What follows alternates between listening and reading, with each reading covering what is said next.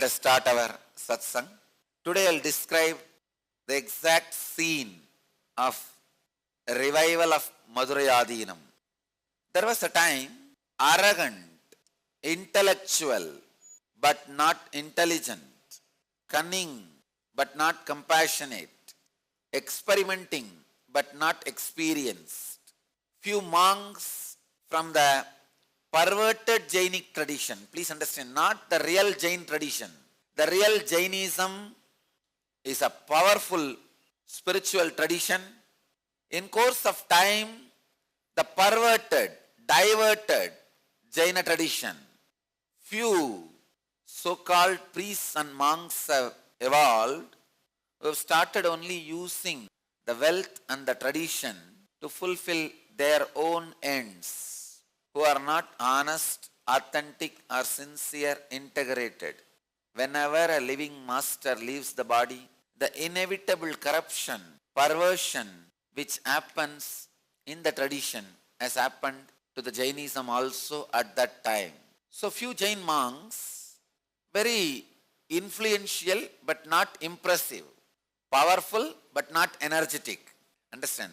Power means the capacity which comes to you after something from outside is added.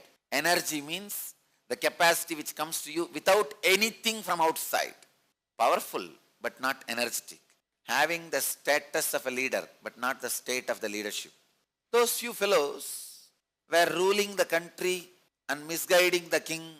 Poor king, unfortunately, because no other option, he was also obeying them, listening. And these few perverted priests and preachers slowly started grabbing the whole country.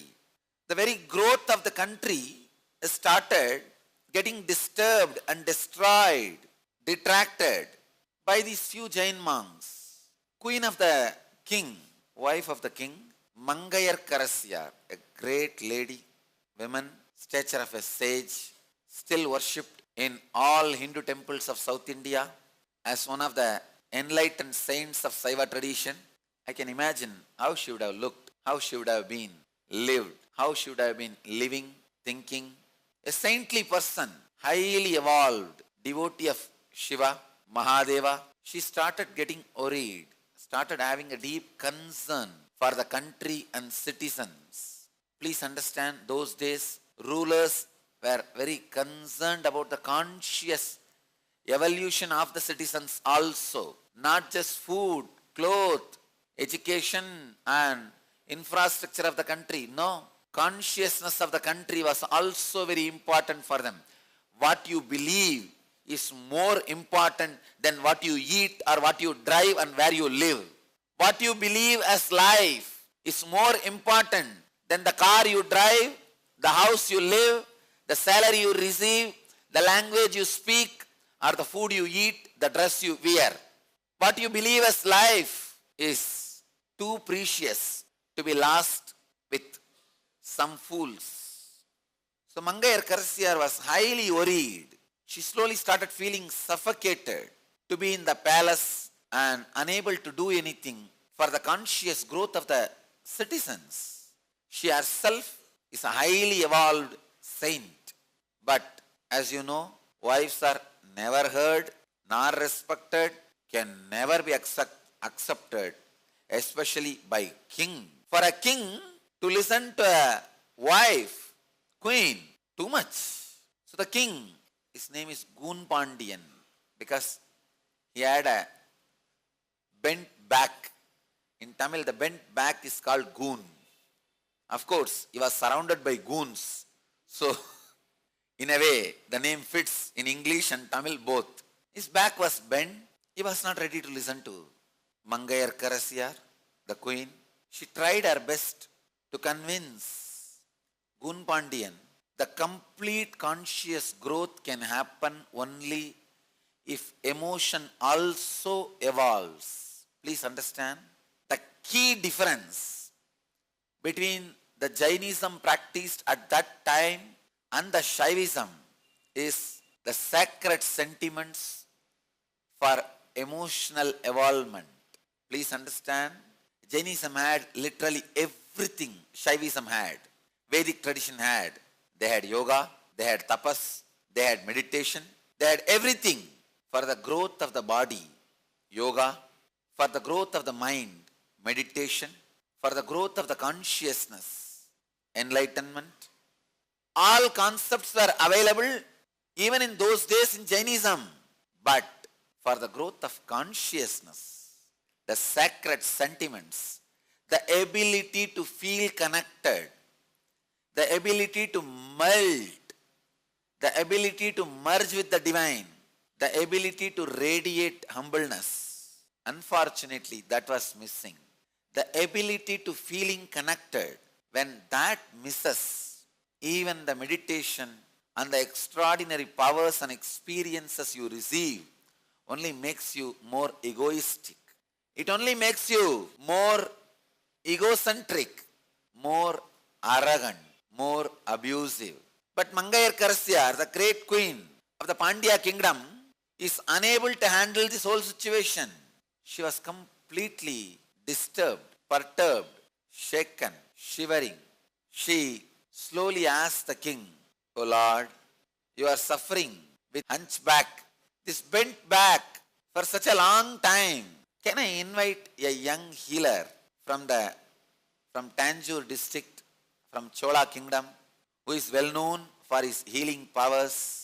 The king's eyes have slowly opened wide. He said, "Is it so?" He was thinking, contemplating. But the moment Mangayar Karasyar said, "He is from Shaiva tradition." No, I don't want to meet anybody from Shaiva tradition. Leave it. King said no. Mangayar Karasyar could not say anything. She just left it.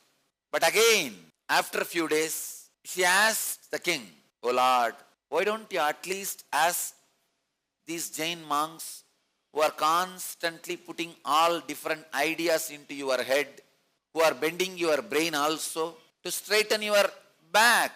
King said, "All right, I'll ask them." He called those few monks. They came and they tried as usual. Some chanting this, that, nothing worked. And they only were giving empty words. No, life is impermanent. Your body itself is impermanent. Why do you want to straighten it? Whether it is straight or bent, anyhow it is going to be burnt. Understand? If all these words are uttered to raise the king towards enlightenment, it is perfectly all right. Nothing wrong. But if all these words are uttered to cover up their inability, then something is wrong. The other day I was giving a discourse and saying, all this materialization, giving boons, healing, and all is not enlightenment, not spirituality. Come on. If you are able to do and does not want to do, great. Prove at least once. But don't use all this philosophy to cover up your inability. These monks also, these preachers, they were trying to do the same thing. They tried to use the philosophy to cover up their inability. Don't use philosophy to cover up your inability. Use philosophy to create more and more ability. Philosophy should be used to expand your abilities, not to cover up your inabilities. These monks were trying to cover up their inabilities. Queen Mangayar Karasyar intervened the scene and told the king, "No, enough. We had enough of words. Now, even if the body is impermanent, we want somebody who will straighten it till it dies. Even if it is going to be just next 10 days, we want somebody who will do the job, not that who will sit and talk. It's like your car has become repair. You take it to the shed and you tell him to repair it. That fellow sits and gives you a discourse on how the world is impermanent. Why do you need a car? Why do you first of all need to walk? Why do you come out of your house? Why don't you sit inside your house itself? We have not come to the car shed for listening to a discourse. We have come to the car shed to get our car repaired. Our great intelligence, the Mangayarkars intervened and told those preachers, no, we don't want any more empty words. We don't want to listen to any more the empty discourses. No, we want result. Finally, the queen was able to convince the Gunpandian, the king, to invite Thiruñana Sambandar, the great saint, the young healer from Chola kingdom. Finally, the Gunpandian thought, all right, anyhow, why not give a try? She talks so much about him. Gunpandian also knows all the husbands, even though they don't listen to their wives, they know their wives are more intelligent than them. Inside their heart, they know we may not listen to her because of our ego and ideas, but she is intelligent. They know. So finally he thought, all right, why not give a try?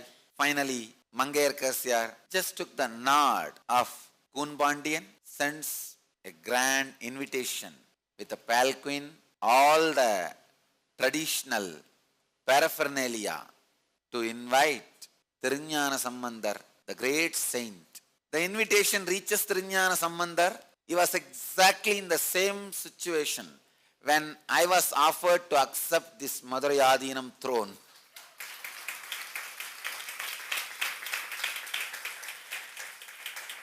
When 292nd Guru Mahasannidhanam himself came to Karnataka Desa and invited me, please come and become the Madurai Aadhenam. One side I was in ecstasy, surprised. The other side, oh God, all these fellows, how to handle? There are so many preachers, perverted preachers, who are sitting on empty books, who will come to fight with me. How to handle? But finally, Jnana Sambandar decides to accept. The moment Jnana Sambandar accepted the invitation in the other country, these priests have started shivering, literally shattered. They are preparing for the protests. The meeting is going on in their mutts. All of them have gathered, passed a resolution. Jnana Sambandar has a big hair. How can he be a saint? A monk should have a shaved head. All these great loose discussions are going on. And even the people who were around Thiruñana Sambandar, a great saint, Tirunavukkarasar, he was staying with Thiruñana Sambandar at that time. Even he said, oh Lord, why don't you reconsider your decision to go to Madurai? Now the time is not proper. King is also not in tune with the teachings and philosophy you are giving. Please, why don't you consider? Even he was discouraging. It's like a opposition from externally and some opposition even from the friends and the well-wishers. But Thiruñana Sambandar, he knows what he is doing and he knows what he has to do. He knows what he is doing. He knows what he has to do. He knows his avataric mission. He says, I am coming. And he remembers Shiva and all the 9 planets, Navagrahas, sings the beautiful verses on them, asking for their divine protection and Shiva's grace. It's called Kolaru Padigam. These verses are beautiful verses to remove all the negativities, negative effects by planets. We can listen to at least one verse from the Kolaru Padigam. Veyuru Tholi Vangan Vidamunda Gandan Meganalla Venai Dadavi. The meaning, beautiful meaning, let me translate for you guys.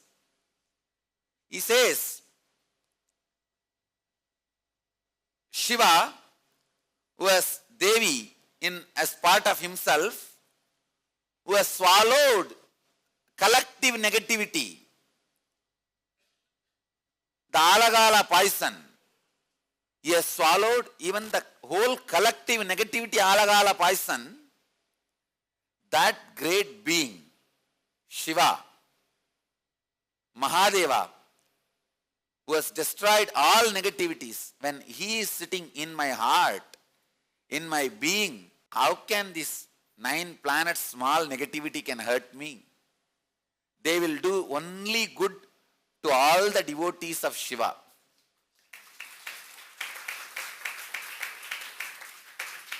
He declares the power of feeling connection, the devotion.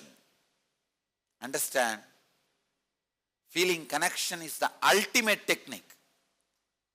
You don't need any other solution, method to get out of any problem. Problems of planets, disease, negativity, black magic, anything. Jnanasambandhar knows that one feeling connection is enough. He says beautifully, Veyuru Doli Vangan Vidamunda Gandan Miganalla Veenai Dadavi Masaru Dingal Gangai Mudimel Aninden Ulame Bugunda Adanal Nyayiru Dingal Sevai Vyaran Velli Sanibam Birandu Mudane Asaru Nalla Nalla Avai Nalla Nalla Adiyar Avarku Migave Veyuru Doli Vangan Vidamunda Gandan describes the beauty of Shiva, beauty of the shoulder of Shiva. See, now he is inviting Shiva to protect him, protect Jnanasambandhar. So he is describing the beauty of the shoulders of Shiva. Veyuru Doli Vangan, the shoulder like bamboo, and which is hosting Devi. He is singing the masculine grandeur and feminine grace. The masculine shoulder, which is hosting the feminine consciousness, who has swallowed even the collective negativity, the ala-gala poison. And he is sitting in my being. En ulame pugunda adanal. He is sitting in my heart. When he is sitting in my heart, all the grahas will only do good to me, will only do good to all the devotees. He sings 10 verses and decides to go to Madurai, accepting the invitation. In Madurai, he was received in a grand way by the Queen Mangayarkarasi. Now starts all the fight. The Jain preachers who are not able to handle the whole situation were shocked, shivering, shattered, blabbering. They don't even know what they are saying. Just blabbering.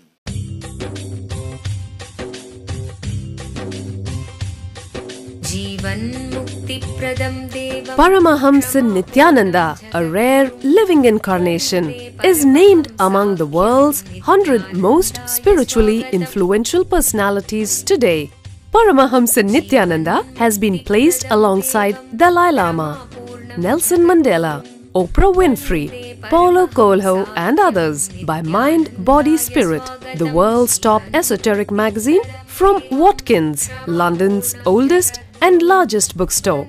A yogi by birth, he has been expressing his power of enlightenment since birth. He has authored more than 500 books in Tamil and English. Translations of these books are available in 26 languages in Telugu, Kannada, Malayalam, Hindi, Sanskrit, Gujarati, Oriya, Bengali, Marathi, French, Malay, Polish, Portuguese, Italian, German, Danish, Spanish, Russian and Chinese. He is also an exemplary speaker with over 10,000 hours of profound life solutions through his discourses. Social services such as Annadan, free medical care, free educational services with ashrams, schools, temples, hospitals established in more than 140 places around the world, offering exceptional services. A powerful spiritual healer who has healed millions of people of diseases from migraine to cancer. A Kriya Yogi who has formulated Kriyas for physical health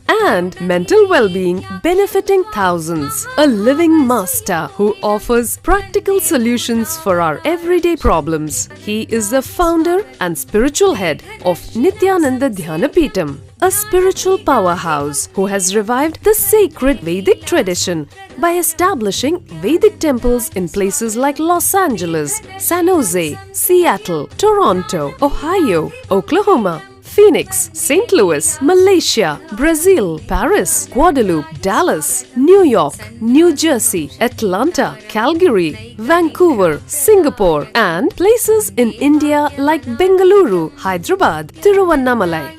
A spiritual guru for 10 million followers, an incarnation who transmits the highest spiritual energy through initiation, a contemporary yogi who has revived the Vedic science of yoga worldwide through thousands of yoga centers, an adept in Ashtamahasiddhis, mystical yogic powers, who has effortlessly awakened the Kundalini of thousands and graced them with spiritual powers, a dynamic young guru who is an inspiration for thousands of youngsters, India's most watched spiritual guru online, a beacon of spiritual light who has triumphed over the forces of religious terrorism and political persecution. Paramahamsa Nityananda is an eternal Kalpataru, blessing the world with the boons of material abundance and spiritual enlightenment.